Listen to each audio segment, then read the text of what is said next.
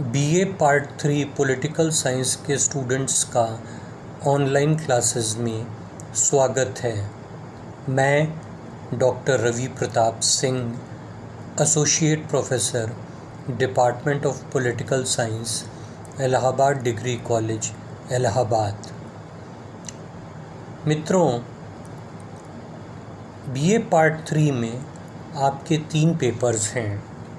पहला पेपर भारतीय राजनीतिक चिंतन यानी कि इंडियन पॉलिटिकल थॉट, दूसरा public administration with special reference to India यानी कि लोक प्रशासन भारत के विशेष संदर्भ में, और तीसरा paper theory and practice of international relations यानी कि अंतर्राष्ट्रीय संबंध, सिद्धांत और व्यवहार में।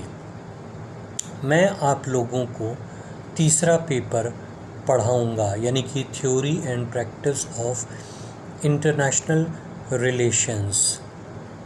जैसा कि विदित है, आप लोगों का सिलेबस 5 यूनिट में बटा हुआ है और हर यूनिट से क्वेश्चन पेपर में 2 सवाल पूछे जाएंगे और हर यूनिट से आपको 1 सवाल करना होगा। तो इसका मतलब आप इन ऑल 5 सवाल करेंगे, लेकिन कोई भी यूनिट आप छोड़ नहीं सकते हैं क्योंकि हर यूनिट से 1 प्रश्न करना अनिवार्य है। अध्ययन शुरू करने से पहले ये उचित होगा कि हम पहले ये देख लें कि सिलेबस क्या है और उसके पश्चात आपके इस प्रश्न पत्र के लिए कौन कौन सी उपयोगी पुस्तकें हैं। सर्वप्रथम यूनिट 1 में जो टॉपिक है वो है अंतर्राष्ट्रीय संबंध का अर्थ, प्रकृति और विषय क्षेत्र। यूनिट 1 का पहला टॉपिक है।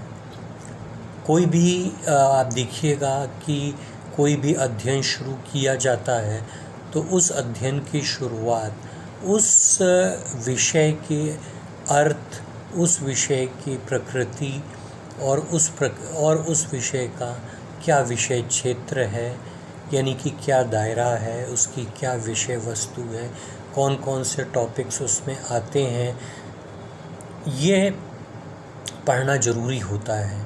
क्योंकि जब तक आपको ये आइडिया नहीं होगा कि आपके विषय, आपका जो सब्जेक्ट है उसका सब्जेक्ट मैटर क्या है, तब तक आप एक अंधेरे में तीर चलाते रहेंगे।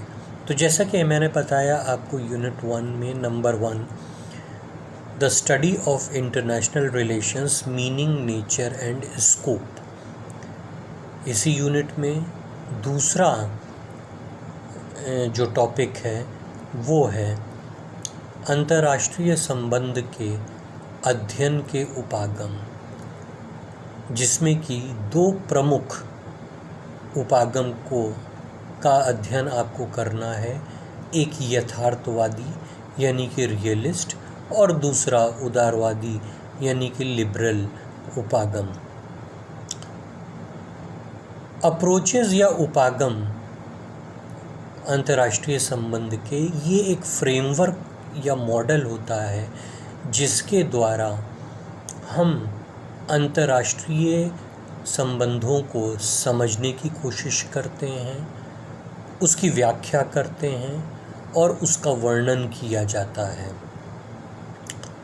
यूं तो अनेक विद्वानों ने अनेक प्रकार के उपागम दिए हैं, परंतु आपके कोर्स में जो 2 स्टार्टिंग पॉइंट के उपागम हैं, यथार्थवादी और उदारवादी उपागम, और जो सबसे लोकप्रिय उपागम हैं जिनको प्रारंभिक अवस्था में पढ़ा जाता है, उनको स्थान दिया गया है।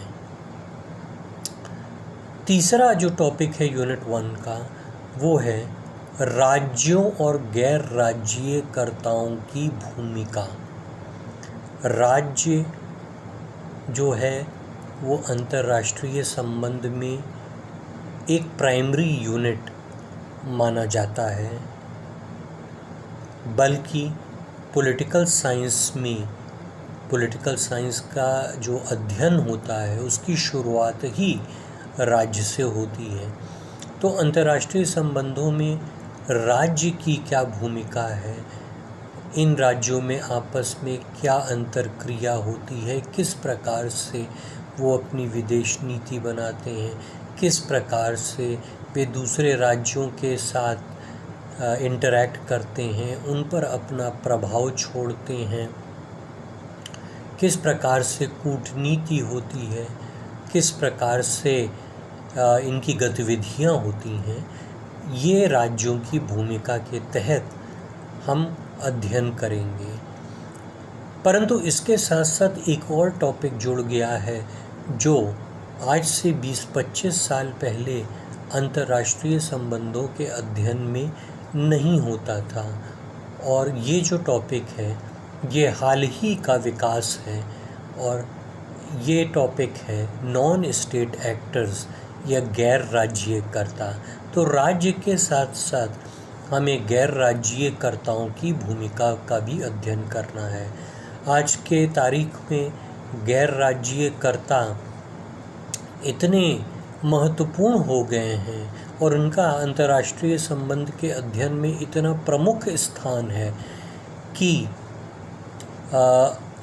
यदि इनका अध्ययन ना किया जाए तो एक तरह से हमारा अध्ययन अंतर्राष्ट्रीय राजनीति का अधूरा रह जाएगा, क्योंकि आज गैर राज्यकर्ताओं का जो योगदान है अंतर्राष्ट्रीय संबंध में वो राज्यों से कम नहीं है।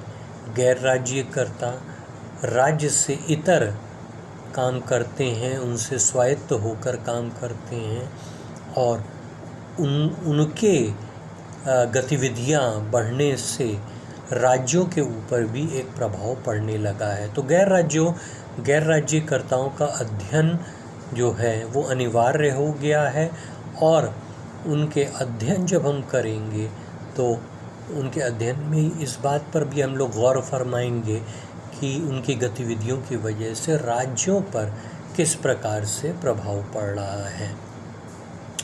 इसके बाद यूनिट 2 जो है उसका पहला टॉपिक है शीत युद्ध और विश्व राजनीति पर उसका प्रभाव। जब 1945 में द्वितीय विश्व युद्ध समाप्त हो गया था तो दो महाशक्तियां उभर कर आई थीं, एक संयुक्त राज्य अमेरिका और दूसरा सोवियत संघ। इन दोनों में आपस में जो मनमुटाव और वैमनस्य शुरू हुआ था और एक दांत काटे की प्रतियोगिता शुरू हुई थी, प्रतिस्पर्धा शुरू हुई थी एक दूसरे से आगे निकलने की, और लगभग अगले 40 साल तक जो है जिसने विश्व राजनीति को परिभाषित किया था उसको शीत युद्ध कहते हैं। तो 1945 से लेकर और 1985-90 तक का इतिहास, अंतर्राष्ट्रीय इतिहास को अगर हमें पढ़ना है तो पहले हमको शीत युद्ध पढ़ना होगा। बिना शीत युद्ध को पढ़े हुए और शीत युद्ध ने किस प्रकार से विश्व को प्रभावित किया था, हम अंतर्राष्ट्रीय संबंधों के अध्ययन में 1990 के बाद आगे नहीं बढ़ सकते हैं। इसीलिए आप देखिए शीत युद्ध को यूनिट 2 में पहले ही टॉपिक के रूप में प्रमुखता दी गई है। उसके बाद जो नंबर 2 है, यूनिट 2 के अंतर्गत ही जो नंबर 2 टॉपिक है वो है features of the present world order, यानी कि वर्तमान विश्व व्यवस्था की विशेषताएं। आज विश्व किस प्रकार का हो गया है, विश्व बहुत तेज़ी से बदल रहा है। अंतर्राष्ट्रीय संबंध एक गतिशील विषय है, डायनेमिक सब्जेक्ट है। जो अंतर्राष्ट्रीय संबंध आज से 5-10 साल पहले था वो आज नहीं है, जो आज है वो अगले 10 साल बाद नहीं रहेगा। 10 साल तो बहुत बड़ा पीरियड अब माना जाता है, 5-5 साल में बहुत परिवर्तन हो रहा है। इसलिए आज की तारीख में जिस विश्व में हम रह रहे हैं उसके लिए ये उचित ही है कि हम ये इस बात का अध्ययन करें कि विश्व के क्या विशेषताएं हैं, आज विश्व की किस प्रकार से जो है उसके गठबंधन हैं तमाम देशों के, उनकी क्या गतिविधियां हैं, वैश्विक संरचना किस प्रकार की है और ये संरचना किस ओर अग्रसर है। ये सारी चीज़ें features of the present world order में इनका अध्ययन करेंगे। इसके बाद यूनिट 2 में एक तीसरा टॉपिक है जो ऐसे विषय से जुड़ा हुआ है जिस शब्द का आज शायद सबसे ज़्यादा प्रयोग किया जा रहा है और जिस पर आज सबसे ज़्यादा चर्चा और बहस हो रही है। इतना उपयोग में लाया जाने वाला और कोई टॉपिक नहीं है और वो टॉपिक है भूमंडलीकरण या वैश्वीकरण, अंग्रेज़ी में उसे ग्लोबलाइजेशन बोलते हैं। तो तीसरा जो टॉपिक आपको अध्ययन करना है उसका ग्लोबलाइजेशन यानी कि वैश्वीकरण क्या है और वैश्वीकरण का विकासशील देशों पर किस प्रकार से प्रभाव पड़ रहा है। आज कोई भी वार्ता बिना वैश्वीकरण के बारे में बात किए हुए पूरी नहीं होती और कहीं से भी वार्ता आप शुरू करिए वो आकर घूम फिर कर वैश्वीकरण के ही साए से गुज़रती है। इसलिए हम वैश्वीकरण को नहीं इग्नोर कर सकते हैं। इसलिए ये उचित ही है कि इस विषय को हमारे अंतर्राष्ट्रीय संबंध में इस टॉपिक को सम्मिलित किया गया है। यूनिट 4 जो है वो है problems of the third world security, यानी कि तृतीय विश्व के देशों की समस्याएं। जो तीसरा तृतीय विश्व है या नवोदित राष्ट्र है या विकासशील राष्ट्र हैं, ये विकसित राष्ट्रों के सामने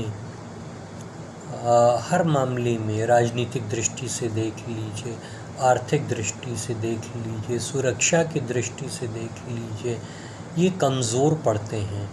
तो इनकी जो समस्याएं हैं, इनकी समस्याएं भी अपने में बहुत यूनिक हैं। इनके अपने आंतरिक समस्याएं भी हैं, बाह्य समस्याएं जो हैं सो हैं। तो इनका अध्ययन करना भी हमारे लिए बहुत ज़रूरी हो जाता है।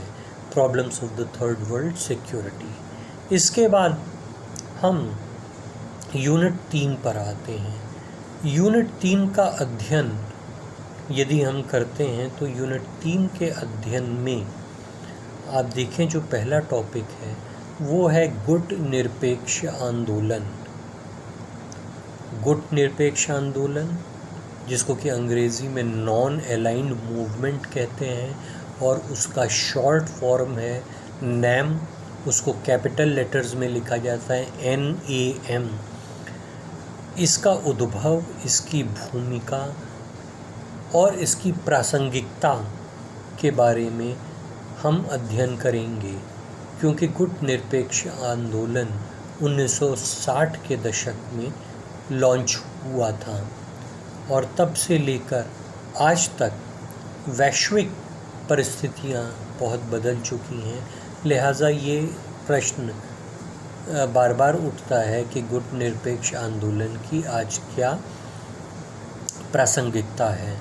तो गुट निरपेक्ष आंदोलन का अध्ययन जब हम करेंगे तो ये जानने की कोशिश करेंगे कि उसका उद्भव किन परिस्थितियों में हुआ था और उसकी क्या आज की तारीख में प्रासंगिकता है। इसके बाद जो दूसरा टॉपिक है यूनिट 3 में वो है नॉर्थ साउथ डायलॉग, यानी कि उत्तर दक्षिण संवाद। उत्तर दक्षिण संवाद का मतलब ये हुआ, उत्तर के देश जो होते हैं वो विकसित देशों को बोला जाता है और दक्षिण के देश जो होते हैं वो विकासशील देश होते हैं। तो उत्तर दक्षिण संवाद जो है उसका अध्ययन बहुत महत्वपूर्ण हो जाता है। विकसित और विकासशील देश, विकसित देशों और विकासशील देशों के बीच में क्या वार्ता की क्या प्रमुख मुद्दे हैं, उनमें फ्रिक्शन जो हो रहा है वो फ्रिक्शन किन किन बातों को लेकर हो रहा है, ये एक महत्वपूर्ण संवाद का विषय हो जाता है। इसके बाद हम जो तीसरा टॉपिक है वो है रीजनल ऑर्गेनाइजेशंस, यानी कि क्षेत्रीय संगठन। आप देखिए, ये एक सामान्य ज्ञान है कि विश्व में अलग अलग क्षेत्र हैं। दक्षिण एशिया है, दक्षिण पूर्व एशिया है, अफ्रीका के देशों वाला क्षेत्र है, अमेरिका जहाँ स्थित है वो अलग क्षेत्र है, ये पैसिफिक क्षेत्र अलग हो जाता है, अटलांटिक क्षेत्र अलग हो जाता है, मिडिल ईस्ट अलग हो जाता है, सेंट्रल एशिया अलग हो जाता है। ये तो हर क्षेत्र में आप देखेंगे कि क्षेत्रीय संगठन का बनाए गए हैं, परंतु आपके कोर्स में सिर्फ 2 ही क्षेत्रीय संगठन रखे गए हैं। एक तो है दक्षिण एशिया के देशों का संगठन, जिसको अंग्रेज़ी में सार्क और हिंदी में दक्षेश बोलते हैं। सार्क का मतलब south Asian association for regional cooperation. और दूसरा जो है वो है आसियान, यानी कि दक्षिण पूर्व एशियाई देशों का संगठन, association of south east Asian Nations. यही दोनों क्षेत्रीय संगठन आपको पढ़ने हैं, इनका उद्भव, इनकी कार्यशैली और इन्होंने कितनी प्रोग्रेस की है, कितनी प्रगति की है, जो इन्होंने अपने सामने मानदंड रखे थे हासिल करने के लिए, उसके बारे में अध्ययन करना है। यूनिट 4 के संदर्भ में हमको ये देखना है कि जो पहला टॉपिक है वो है अंतर्राष्ट्रीय आतंकवाद या इंटरनेशनल टेररिज्म।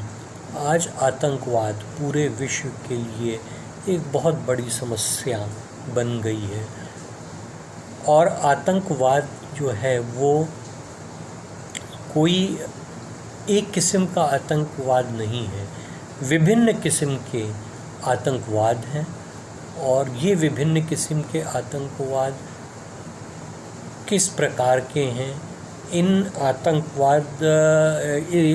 आतंकवादियों की जड़ें कहाँ तक फैली हुई हैं, आतंकवाद क्यों पनप रहा है, और बहुत से अक्सर ये दिखाई पड़ता है कि ये बहुत ही प्रभावशाली, शक्तिशाली होता जा रहा है।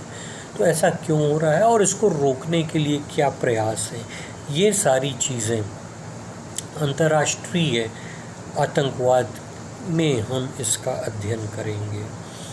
दूसरा जो है वो है nuclear proliferation problems and solutions, यानी कि परमाणु प्रसार समस्या एवं समाधान। परमाणु प्रसार परमाणु हथियार से संबंधित है।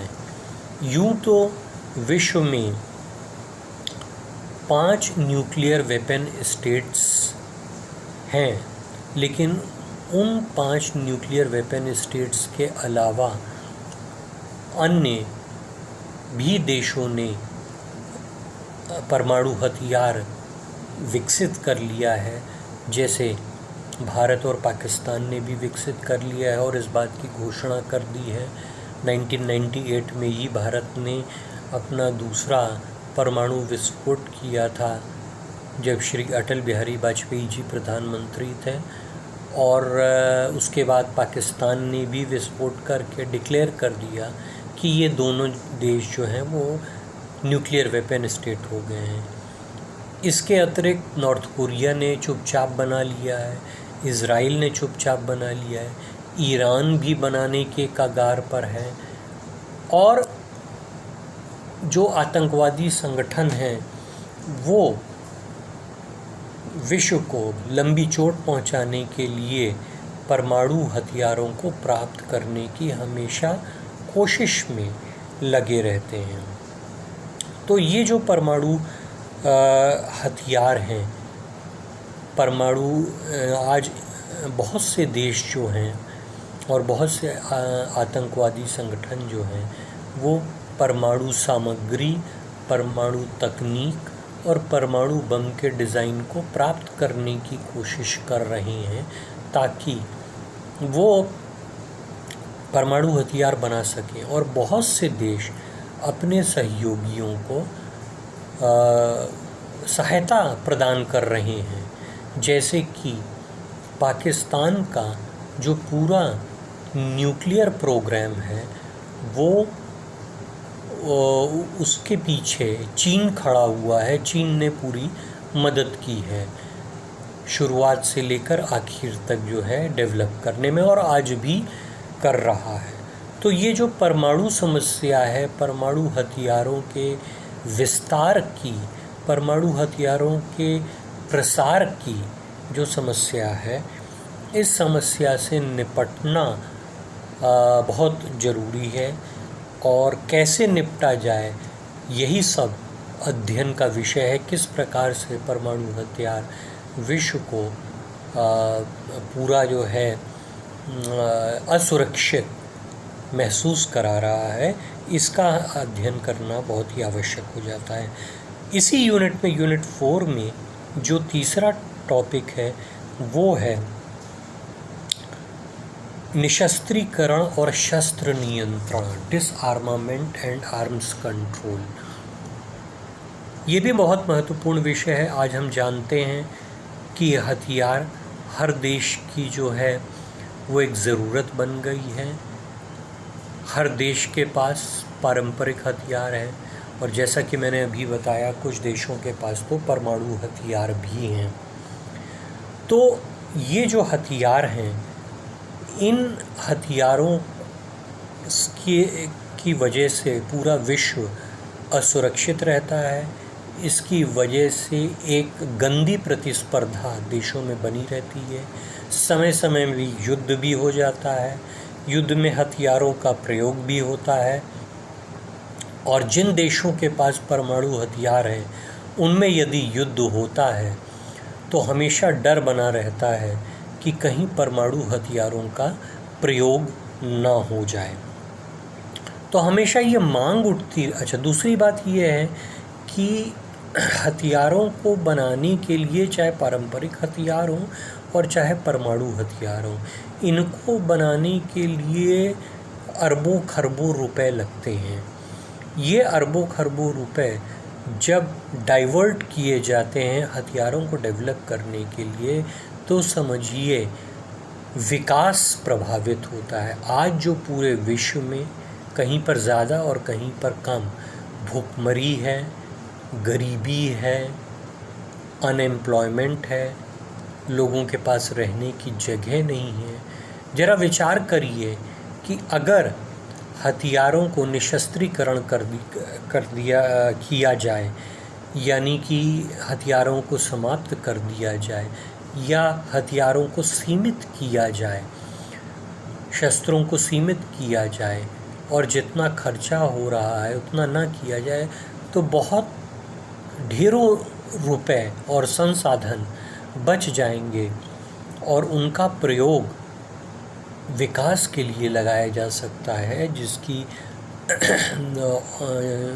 जिसके द्वारा जो है लोगों को घर मिल सकेगा, गरीबी दूर हो सकेगी, उनका स्वास्थ्य बेहतर हो सकेगा, उनको खाना मिल सकेगा, उनको पीने का शुद्ध पानी मिल सकेगा, ये सारी चीज़ें। तो डिसआर्मामेंट और आर्म्स कंट्रोल के तहत हम लोग ये अध्ययन करेंगे कि आज तक कौन कौन से प्रयास हुए हैं हथियारों को समाप्त करने के लिए या हथियारों को नियमित करने के लिए या सीमित करने के लिए, और इसके आगे और कहाँ तक हमको जाने की ज़रूरत है और कौन कौन से लक्ष्य हमने रखे थे डिसआर्मामेंट और आर्म्स कंट्रोल में जिनकी प्राप्ति नहीं हो पाई है, इसका अध्ययन हमको करना पड़ेगा।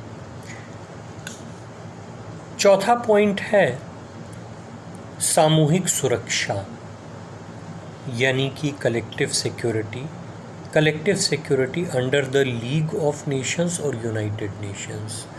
लीग ऑफ नेशंस को हिंदी में बोलते हैं राष्ट्र संघ और यूनाइटेड नेशंस मतलब राष्ट्र संघ, संयुक्त राष्ट्र संघ। तो विश्व में सभी देश सुरक्षित रहें उसके लिए कई उपाय किए गए हैं और वो उन उपायों में एक महत्वपूर्ण उपाय है सामूहिक सुरक्षा।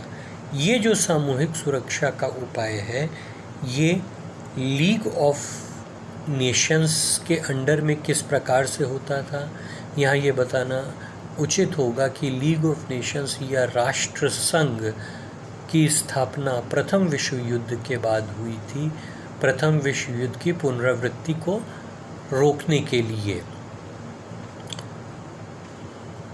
परंतु लीग ऑफ नेशंस आगे चलकर फेल हो जाता है जब हम ये देखते हैं कि 1939 में द्वितीय विश्व युद्ध शुरू होता है। तो लीग ऑफ नेशंस या राष्ट्र संघ के अंतर्गत किस प्रकार से सामूहिक सुरक्षा की व्यवस्था की गई थी और वो कितनी सफल या असफल थी, और उसके बाद सेकेंड वर्ल्ड वॉर के बाद संयुक्त राष्ट्र संघ यानी कि यूनाइटेड नेशंस के अंतर्गत जो है वो कितनी सुरक्षा प्रदान सामूहिक सुरक्षा की व्यवस्था किस प्रकार से की गई थी, ये भी एक अध्ययन का विषय है। इसको भी अध्ययन हमको करना पड़ेगा। जो 5वीं यूनिट है वो भी बहुत इम्पोर्टेंट है। उसमें हम 5वीं यूनिट में जो पहला टॉपिक है वो है भारत की विदेश नीति, उसके निर्धारक तत्व और उसका लक्ष्य।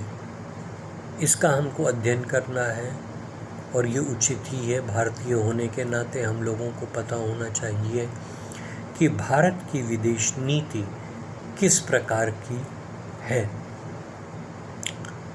दूसरा जो है वो है कि भारत की विदेश नीति की प्रमुख विशेषताएं। डिटेल में हमको पढ़ना है कि पहले तो यूनिट 5 में जो पहला टॉपिक है वो भारत की विदेश नीति निर्धारक तत्व और लक्ष्य, और दूसरा है भारत की विदेश नीति की प्रमुख विशेषताएं। इनका अध्ययन हमको करना है। जब इसका अध्ययन करेंगे तो हम ये भी अध्ययन करेंगे कि किस प्रकार से भारत की विदेश नीति जो है वो उसमें परिवर्तन होता आया है। इसी यूनिट में जो नंबर 3 पॉइंट है वो है भारत और पाकिस्तान का संबंध। भारत और पाकिस्तान का संबंध आज पाकिस्तान हमारा पड़ोसी राज्य है और सबसे ज़्यादा खटपट उसी के साथ होती है। तो भारत और पाकिस्तान का क्या संबंध है, किन किन विभिन्न पड़ावों से वो गुज़रा है, उसका अध्ययन हमको करना होगा। और जो नंबर 4 है वो नंबर 4 जो है वो है शीत युद्ध की समाप्ति के बाद भारत अमेरिका संबंध। शीत युद्ध की समाप्ति के बाद भारत अमेरिका संबंध किस प्रकार से परिवर्तित हुए, इसका अध्ययन करना होगा। देखिए, मैं आपको पहले बता चुका हूँ, शीत युद्ध का उल्लेख किया था कि शीत युद्ध 1945 में शुरू हुआ था और शीत युद्ध अल्टीमेटली जाकर 1990 में ख़त्म हुआ था। तो जो शीत युद्ध का पीरियड था उसमें एक दूसरे किस्म से विश्व चलता था और भारत अमेरिका संबंध भी शीत युद्ध की गतिविधियों के द्वारा परिभाषित रहता था। और शीत युद्ध की समाप्ति के बाद भारत अमेरिका संबंध एक दूसरे दिशा में चल पड़ा और उसमें बहुत से परिवर्तन हुए। तो the post cold war Indo US relations, यानी कि शीत युद्ध की समाप्ति के बाद या शीत युद्धोत्तर काल में भारत अमेरिका संबंध किस प्रकार से था, इसका अध्ययन हमें करना होगा। ये तो आपका कोर्स था जिसमें मैंने बहुत से टॉपिक्स आपको बताए, और आप ये देखेंगे कि ये जो पेपर है ये बहुत इंटरेस्टिंग है, और जब आप इस पेपर का अध्ययन करेंगे तो आपका दायरा बहुत खुलेगा। इसके अतिरिक्त जो बहुत इम्पॉर्टेंट चीज़ है वो ये है कि आपको कुछ पुस्तकों के नाम जो कि इस पेपर के लिए उपयोगी हैं, उन पुस्तकों के नाम मैं बता दूँ। पहली पुस्तक जो उपयोगी रहेगी वो है अंतर्राष्ट्रीय संबंध तपन बिस्वाल। अंतर्राष्ट्रीय संबंध तपन बिस्वाल। दूसरी पुस्तक अंतर्राष्ट्रीय राजनीति एस.सी. सिंघल। अंतर्राष्ट्रीय राजनीति एस.सी. सिंघल। और तीसरी पुस्तक जो है वो है समकालीन राजनीतिक मुद्दे। इसके भी राइटर हैं एस.सी. सिंघल। और चौथी पुस्तक है अंतर्राष्ट्रीय राजनीति U.R. Ghai. U.R. Ghai GHAI। ये पुस्तक काफ़ी विस्तृत है, इसमें आपको बहुत मटेरियल मिलेगा। अगली पुस्तक है समकालीन विश्व एवं भारत, प्रमुख मुद्दे और चुनौतियाँ, अरुणोदय वाजपेयी। समकालीन विश्व एवं भारत, प्रमुख मुद्दे और चुनौतियाँ, अरुणोदय वाजपेयी। इसके बाद अगली पुस्तक है, छठी पुस्तक का नाम है अंतर्राष्ट्रीय संबंध V.N. खन्ना। अंतर्राष्ट्रीय संबंध V.N. खन्ना। सातवीं पुस्तक है भारतीय विदेश नीति भूमंडलीकरण के दौर में। भारतीय विदेश नीति भूमंडलीकरण के दौर में, राजेश मिश्रा। राजेश मिश्रा। और दो किताबें मैं आपको इंग्लिश में भी बता रहा हूँ, ख़ास तौर से जो इंग्लिश मीडियम के स्टूडेंट्स हैं उनके लिए, या हमारे जो हिंदी मीडियम के स्टूडेंट्स हैं उसमें से भी बहुत से बच्चे हैं जो इंग्लिश मीडियम की किताबों को कंसल्ट करने में हमेशा उत्सुक रहते हैं। और वो दो किताबें हैं international politics Peu Ghosh. International politics Peu Ghosh PEU। International politics Peu Ghosh. और दूसरा है international relations today. International relations today Anik Chatterjee. International relations today Anik Chatterjee. देखिए, ये तो किताबें हो गई। अब मैं आपको कुछ पब्लिशर्स के नाम बताता हूँ, और इन पब्लिशर्स का कभी कभार कैटलॉग जो है वो रिलीज़ होता है, और उसमें से आपको नई पुस्तकों के बारे में जो है ज्ञान प्राप्त हो सकता है कि पॉलिटिकल साइंस और इंटरनेशनल रिलेशंस में कौन कौन सी नई पुस्तकें निकली हैं।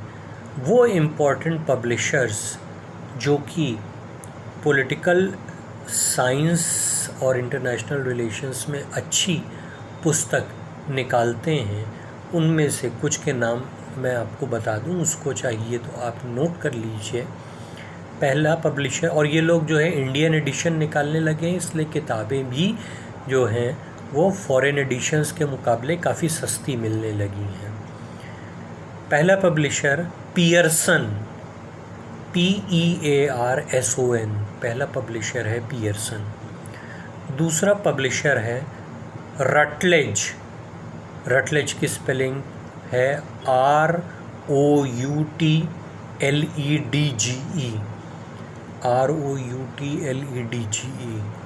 तीसरा पब्लिशर है Oxford.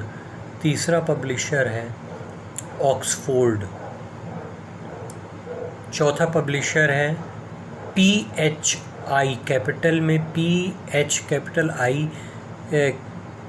I capital, full form है प्रिंटिस हॉल ऑफ इंडिया लिमिटेड। और अगला पब्लिशर है पालग्रेव मैकमिलन। और उसके बाद अगला पब्लिशर जो है वो है ओरिएंट ब्लैक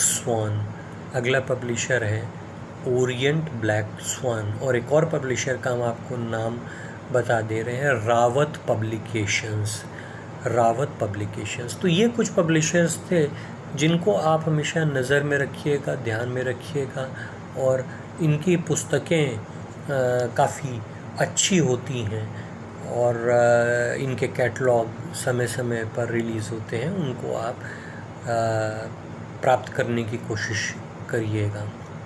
तो ये था आज का हमारा इंट्रोडक्टरी लेक्चर, जिसमें कि मैंने आपको अपना थर्ड पेपर जो कि मैं पढ़ा रहा हूँ, वो थर्ड पेपर जो है उसका,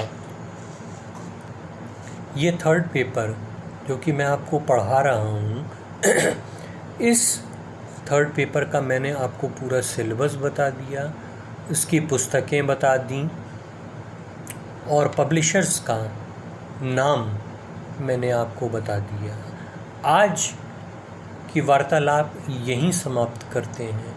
नेक्स्ट मीटिंग में हम लोग कोई अपने विषय से संबंधित टॉपिक उठाएंगे और उसका अध्ययन करेंगे।